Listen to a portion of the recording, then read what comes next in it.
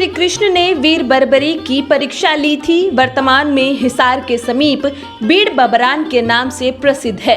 वह पेड़ जिसके पत्ते वीर बर्बरीक ने बांधे थे, आज भी उस पेड़ के पत्ते बंधे हुए होते हैं।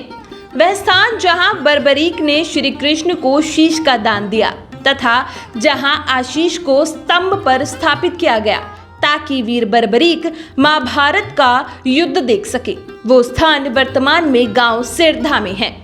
वह स्थान कुरुक्षेत्र के 48 कोस की धरती के मध्य का स्थान है, जहां से चारों पक्षों की दूरी 24 कोस है। स्टार्टिंग विकसित कहाँ से हुई?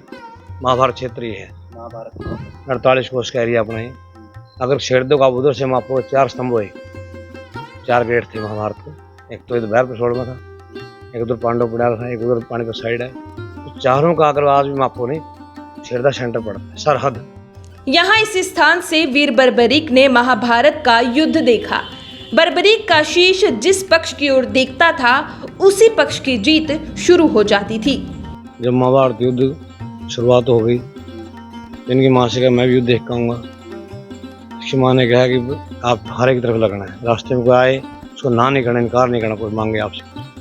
जा रहे थे, हिसार के पास है बीड़ बबरान गांव, वहाँ भगवान जी से मुलाकात हो गई। आप क्या कर रहे? मैं युद्ध देखा हूँ। तो बड़े बड़े योद्धा आएंगे तेरी के, तो ना उठ के अगर उन्हें दिखाया मेरे पास ऐसे बाण है, मैं एक परिवार को निशान लगा दी, इसको मारना, एक गोत्र को नाश कर देता हूँ।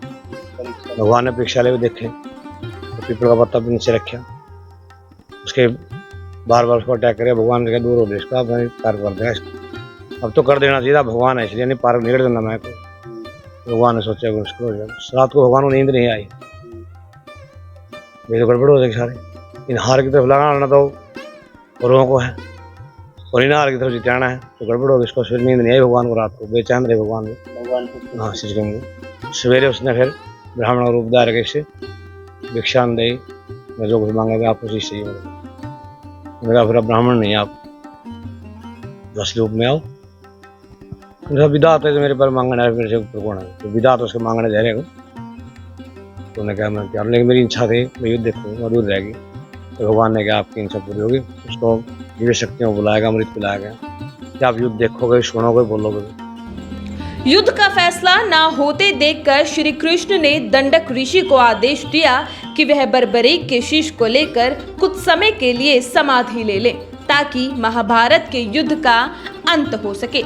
श्री कृष्ण ने सुदर्शन चक्र चलाकर शीश को दंडक ऋषि की गोद में पहुंचा दिया, जिसे लेकर दंडक ऋषि गांव सिसला की धरती में समा गए। और देखने के लिए कहा मैं देखना युद्ध, तो वहां स्तंभ के ऊपर रख दिया गया था सिरधा गांव। तो एक तरफ एक दिन और भारी निर्णय नहीं हो रहा था। निर्णय क्योंकि इधर वो गर्दन घुमा तो जीत हो जाता, तो हार की तरफ लगना हारे का सहारा था। भगवान ने कहा था निर्णय नहीं हो सकता, इसको हटाया जाए यहाँ से। यहाँ ऋषि तपस्या कर रहे थे। दोबारा फिर आएगा शीशे, एक बार तो पहले हो गया, दान हो गया, दोबारा वहाँ से हटाया गया चक्कर है। फिर यहाँ ऋषि तपस्या कर रहे थे, गोदी में आ गया। उसको कहा भगवान ने भूमिगत ले जाओ, नहीं भूमिगत उस समय के लिए इसको लेकर अंदर हो जाओ, अंडरग्राउंड खा ले उसको। महाभारत के युद्ध का अंत हुआ तो दंडक ऋषि शीश को लेकर प्रकट हुए। वर्तमान में यह स्थान कैथल के गांव सिसला में है तथा वीर बर्बरीक की पूजा सिसला गांव में श्याम बाबा के नाम से होती है। यह विजय स्तंभ जहां पांडवों द्वारा वीर बर्बरीक के शीश की स्थापना की गई थी, वर्तमान में द्रौपदी कूप कुरुक्षेत्र पर स्थित है। वीर बर्बरीक आज के युग में कलयुग के श्याम है। इसके बारे में प्रसिद्ध है कि आज भी वह माता को दिए वचनों के अनुसार इस संसार में हारने वाले इंसान का साथ देते हैं, तभी उन्हें हारे का सहारा कहा जाता है।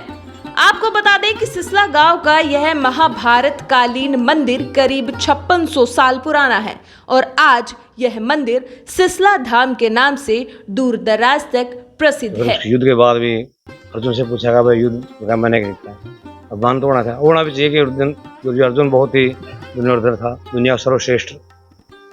भीम का मेरे जैसा 17 थे बल था, अपना भी हो जाता है, अब पावर हो 17 में बल हाथी उठाया देगा, मुक्का मार के मैंने जीता। अर्जुन ने युधिष्ठिर मेरे सत्यकांड जीता गया, उस समय तो मैंने झूठ नहीं बोली यार। भीम नकुल सहदेव आगे बताने वाले थे, हमारे चरण युद्ध जीतया गया, सब में अपना अहम था और होना भी चाहिए था उनको, बहुत तगड़े बलशाली। तो कहा ऐसा तो नहीं हो सकता। भगवान से पूछा, भगवान मैं सारथी था, मैंने क्या पता, सारथी का पता तो गाड़ी चलाना था काम, तो मैं युद्ध का देख रहा हूँ, आप जिसने युद्ध देखा उसे पूछो। तो फिर इनको ख्याल इकट्ठे हो गए, पूछा गया भाई किसने युद्ध जीता, किसी कारण पराक्रम हुआ। उसने प्रभु आपकी लीला थी, तो सारे मृत्यु सारा सौदा आपके चक्कर में, और माँ द्रौपदी के सपन में लीला थी, कुछ किसी का महत्व आपकी लीला। दिल्ली, मुंबई, कलकत्ता, राजस्थान, पंजाब आने का तो पब्लिक रात को 10 बजे गया, 11 बजे गया, रात की 1:30 बजे बस आ रही थी। आपको बता दें कि सिसला धाम में बाबा श्याम की मूर्ति भी प्राचीन दंडक ऋषि के टीले से मिली है। इस मूर्ति के अलावा कई अन्य मूर्तियां टीले की खुदाई से मिली हैं, जो बाबा श्याम की मूर्ति के पीछे रखी गई हैं। सिसला धाम का मंदिर भी टीले के ऊपर ही बनाया गया है। खुदाई में बड़ी बड़ी ईंटें भी पाई गई थी, जो सुरक्षित मंदिर के निचले भाग में रखी गई हैं। हाँ जी, ये तो बहुत पुरानी मूर्तियाँ हैं, हमारे बाप दादा बुजुर्ग उनको भी नहीं पता थी, मतलब ये मूर्ति खुदाई से कब निकली है कब नहीं। ये पुरानी मूर्ति हैं, प्राचीन मूर्ति हैं। हाँ, खुदाई से निकले, हमारे बाप दादा बुजुर्ग तो यही कहे थे जी, भाई यहीं से निकली है जितनी मूर्ति निकली है, इस मिट्टी का टीले से जी। टीले की मिट्टी के चारों तरफ दीवार निकालकर ऊंचे चबूतरे के आकार का मंदिर बनाया गया है। महाभारत के समय द्वापर युग में दंडक ऋषि यहाँ इसी टीले पर तपस्या करते थे और यहाँ चारों तरफ वन हुआ करता था। ये टीला दंडक ऋषि का है। दंडक ऋषि जी यहाँ तपते थे, उनकी तपस्या चल रही थी जब युद्ध चल रहा था। ये दंडक ऋषि का टीला है, यहाँ पे जंगल था, उसी में उनकी तपस्या चल रही थी। जोनी कुमार है। महत्व की बात ऐसे है जी, देखो जो हमारे बुजुर्गों ने बताया यहाँ पे, उनका भी आपने इंटरव्यू लिया है। महत्व बाबा श्याम का वही है कि यहाँ पे बाबा श्याम ने द्वापर युग में शीश का दान दिया था। और मतलब पूजा की बात यहाँ पे आती है तो देखो 7 दिन होते हैं हफ्ते में। वैसे तो 7 दिन बाबा श्याम की पूजा करते हैं हम, ठीक है, लेकिन शीशला धाम पे जो सबसे महत्व 2 दिन होते हैं वो होता है, एक तो वीरवार एतवार के नाम से जाना जाता है और एक 11 के नाम से। मतलब 11 को और एतवार को मतलब हजारों की संख्या में श्रद्धालु बाबा श्याम के शीशला धाम के यहाँ पे दर्शन करने के लिए दूर दूर से आते हैं, जैसे राजस्थान, पंजाब, यूपी, एमपी, गुजरात, मतलब दूर दूर से बाबा श्याम शीशला धाम के दर्शन करने के लिए यहाँ पे आते हैं।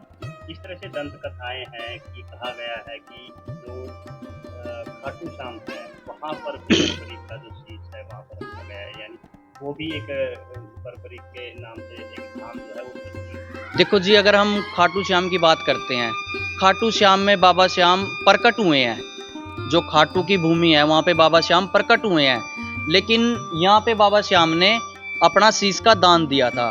खाटू में तो मतलब प्रकट हुए थे, आज से 350-400 साल हुए हैं उनको प्रकट हुए वहाँ पे, लेकिन यहाँ पे बाबा श्याम ने मतलब हजारों साल यानी कि द्वापर युग में अपना शीश का दान दिया था। मतलब हमारा एक ही नारा है कि जहाँ दिया शीश का दान वो भूमि है शीशला धाम, जहाँ विराजे बाबा श्याम वो तपोवन भूमि है खाटू धाम। तो महाभारत के 48 हाँ, ये सेंटर पॉइंट है। क्या करता है? देखो जी, मतलब ज़्यादा तो नहीं हम कह सकते, क्योंकि इतना तो हमारे बड़े बुजुर्ग, जो हमें मतलब बड़े बुजुर्गों से सीखने को मिला है, जो उन्होंने हमें बताया, हम भी आगे वही रिपीट करते हैं कि यहाँ पे जितना भी आसपास था ये मतलब जंगल था एक, ठीक है। यहाँ पे हमारे एक मुनि होते थे, ऋषि होते थे, दंडक ऋषि जी होते थे। मतलब उनकी गोद में बाबा श्याम आके सुदर्शन के चक्कर से बाबा श्री कृष्ण के उनकी गोद में आके, वहाँ पे आपने फोटो भी देखी होगी बाबा की, तो उनकी गोद में बाबा श्याम का शीश आके रखा गया था।